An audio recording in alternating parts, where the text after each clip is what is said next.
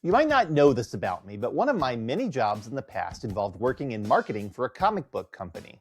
So it might not surprise you that from time to time I relate what I'm doing now in marketing research back to my days working in a world where superheroes loomed large. So now seems like a good time to educate you a little bit on two of the greatest superheroes there ever were, Superman and Batman. Now, I'll start by reminding you that despite what popular culture might have told you with that awful Batman vs. Superman film from 2016, Batman and Superman are historically friends, not enemies. The two of them were both popular characters in the golden age of comics during the 1930s and 40s, and they were some of the most enduring characters in popular culture throughout what we now call the Silver and Bronze Ages of comics. They often teamed up, and eventually they became members of the Justice League of America, as well as other groups like the cheesy cartoon show Super Friends. While the comic books featuring these characters would sometimes have them match wits against each other or get tricked into fighting, most comic book fans consider the 1986 comic book miniseries by Frank Miller, The Dark Knight Returns, to be the moment where Batman and Superman really squared off as true enemies. And that story was never part of the continuity of the characters. It was instead a what-if story about a future where Batman came out of retirement and destroyed himself to become an inspirational icon to a crumbling America. So it completely made sense for him to battle Superman and, since it was a Batman comic, to actually win the fight. Well, since then, there have been a handful of fights between the characters, and the comic books have really played up the idea that the two of them don't see eye to eye in many ways. In fact, their difference in perspective is what makes both of them such interesting foils against each other. And you know what? That's just like qualitative and quantitative research, two different styles we use in marketing and insights research to understand what consumers think and feel. Well, I'm Sean in St. Louis, and this is the Marketing Gateway.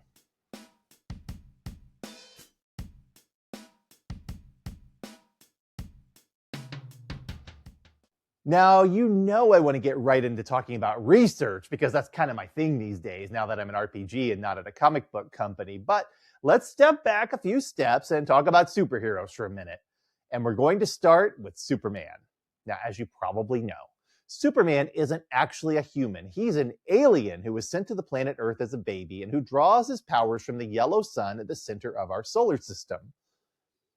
Back on his home planet of Krypton, he'd be nothing special, but on Earth, he's able to be super in every sense of the word. Super strong, super smart, super fast, have super senses, and also to be able to fly. In addition to all of that, he can shoot laser beams out of his eyes, he can see through walls with his X-ray vision, he can create tornadoes with his breath, and if it's convenient for the writers, he can gain other powers as well. If Superman is having trouble gaining perspective, he can launch himself up into the sky and get a bird's eye view of the area around him. When Superman is on patrol, he can fly around the city of Metropolis and hear the cries of people in distress. He can then zoom in to the problem and resolve it with incredible precision.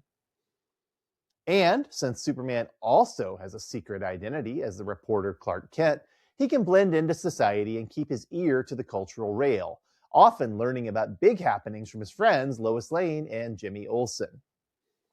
But this secret identity is more of a convenience for Superman than a necessity. He uses it so he can walk among humans in secret and pretend to be one of us, not because he's necessarily trying to protect anyone from harm. In fact, the people who know him as Clark Kent also know him separately as Superman, and this leads to plenty of trouble for them when his foes are looking for someone to kidnap or influence. Superman is a pretty formidable superhero, and he's arguably the strongest and most capable of them all, but he does have some weaknesses. First of all, as we all probably know, he's weak to kryptonite, a remnant of his home planet that reverses his powers temporarily and which can cause him permanent harm if it's the right variety. Second, Superman has a tendency to rely on his super strength and just start punching everything rather than finding ways to outwit his enemies. Because of this, Superman has an extremely poor understanding of his enemies and their enterprises, often focusing on going after the chief villain instead of wasting his time with their minions. And this also means Superman can be quite easily manipulated into doing things that benefit his enemies, and which he then has to undo, especially when they exploit his heroic code or his nationalism towards truth, justice, and the American way. Now, Batman, on the other hand, Batman is a whole different kind of superhero. And one of the biggest ways he differs from Superman is he doesn't actually have any superpowers. But Batman is still extraordinary in every way. He's very intelligent, very wealthy, and very capable, thanks to his years of training and his unquenchable desire to avenge the death of his parents at the hands of Gotham City's criminals. One of his primary skill sets is being an excellent detective. Batman uses traditional deductive and inductive reasoning to solve cases, as well as the tools of forensic science and secondary data he has access to in order to track down the criminals he's pursuing. Another of his skill sets involves being a master martial artist.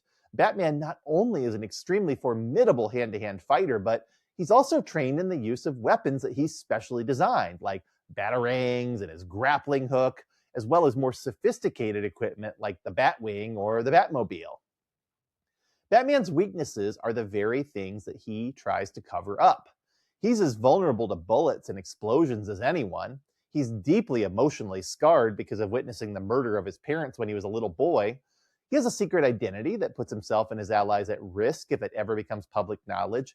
And he has a code against killing that means he'll always let his enemies live to see another fight if they can escape from confinement, as they often do. Batman often has to handle these foes not with brawn, but with his brain. That's why, more than anything, Batman's chief weapon is psychology. He doesn't dress like a bat just because he thinks it looks cool. He does so because he realizes that bats are terrifying, and he wants to strike fear into the hearts of the criminals he's facing. As Batman has evolved as a character over time, it's been revealed that he wears a cape to distract his opponents from his movements. He has a bat sigil on his chest to encourage them to shoot him where his bulletproof armor is the strongest. He wears dark colors so he'll blend in more effectively into the shadows. And the man beneath the costume is covering up his vulnerabilities by considering what makes him the most fearsome and supernatural to the people he faces. And that level of deep understanding favors Batman because he understands the criminal enterprises of Gotham City from the ground up. He can shake down low-level criminals for information, and he can track the movements of those he's investigating by watching their soldiers and their lieutenants. He can also make use of his connections to the power structures in Gotham City to obtain additional information when he needs it. Batman keeps detailed records on everyone he encounters and often has personal history with the villains that he faces. This might be one of the reasons why Batman has such a greater number of memorable and nuanced villains to face compared to Superman. Each villain reflects a piece of who Batman is, and a big part of his story is his personal conflict with what they represent. So the Penguin, for example, is a villain who pretends to be a high society guy, even though he's just a two-bit criminal. Catwoman is a villain who skulks around in the night and uses her physical skills and social savvy to achieve her own goals. She even has a secret identity, but her goals are about vengeance on other criminals, not about doing the right thing. The Scarecrow uses fear and trickery to terrify his victims. Two-Face is a man who's part law-abiding citizen and part terrifying ghoul. Mr. Freeze is a cold, detached villain who can't get over the loss of his beloved wife. Bane, Killer Croc, and Solomon Grundy are all monstrous, distorted versions of Batman's strength and fighting abilities. And the Joker. Well, somebody needs to remind Batman not to be so serious all the time, right? I think it's interesting, too, that Superman's chief antagonist is Lex Luthor, a man much like Batman who is wealthy, intelligent, and psychologically savvy, but also not bound by the same strict code of honor that Batman lives by. And most of Superman's other main villains are similar in that they use their strength and heightened abilities to harm people instead of just to help them. Few of them stand out quite as memorably as Batman's foes do. But let's put the comic books aside now and think for a moment of how Superman and Batman represent qualitative and quantitative research, because believe it or not, the parallels are actually pretty striking. Superman's perspective is very similar to the quantitative perspective. He has a broad understanding of the world, and even though he lacks a depth of understanding, he can look at things from a far-out view or drill down to individual units with an amazing level of precision and speed. But Superman's solutions to the problems he faces are generally limited to a discrete number of actions. Though he's brimming with superpowers, much of his technique boils down to just punching his enemies until they surrender. Quantitative research, which is so rooted in using surveys and generating flurries of numbers, has that same tendency. Qualitative research, by comparison, shares much more in common with Batman's perspective. Batman spends a lot of his time investigating his enemies and learning from them. When he faces his foes, he often knows exactly what he needs to do to dispatch them and has a creative array of techniques at his disposal to do so. Batman's biggest problem is that he's so engaged in the process of gathering data and solving problems that he never takes a break. He has to build complex systems, and even enlist the help of others, to manage the massive troves of data he collects. And because he's so vulnerable, he constantly has to increase his capabilities to stay competitive. Batman's skills as a superhero are only truly possible because of his wealth and his extensive training. Now, in the comic book world, as I mentioned, Batman and Superman aren't actually enemies. They are generally friends who can overcome each other's weaknesses by working together as a team.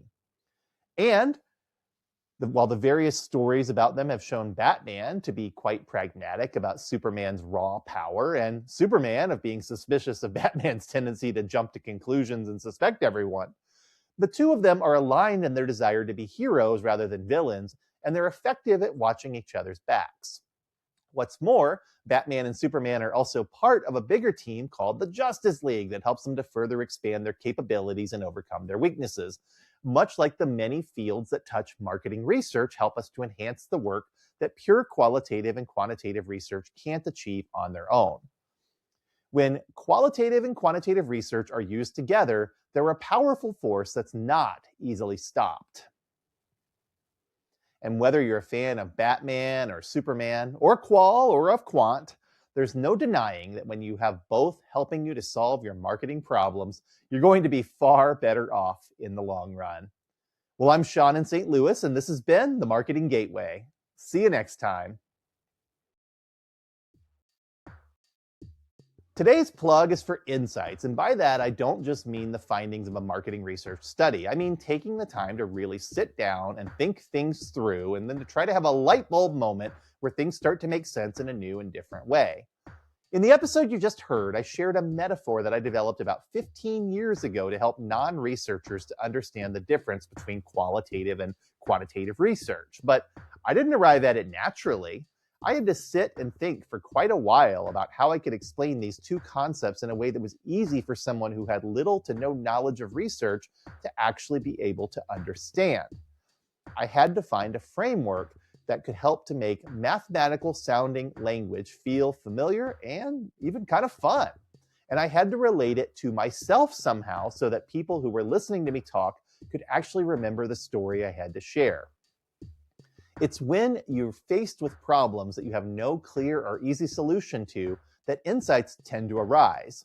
You just have to give yourself the time for those insights to appear before you. For me, I often have my best insights in those quiet, boring times when I'm alone doing something really mundane, like driving or taking a shower or doing some manual labor where my body's engaged, but my brain won't shut off.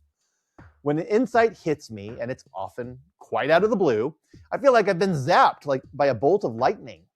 The hairs on the back of my neck stand up, and I get tremendously excited as I see something I never saw before. Unfortunately, those insights love to show themselves when I don't have any ability to jot them down. But that encourages me to talk about them and to work them out so that I don't forget them. And that's the best thing about insights. Not only can they help you see the world a little differently, but they can then be shared with others. So allow yourself some time to be bored and start thinking about those problems you can't solve, and see if you don't find some insights ready to appear before you if you'll just give them the chance. You might be surprised how much of an impact they have once you find them.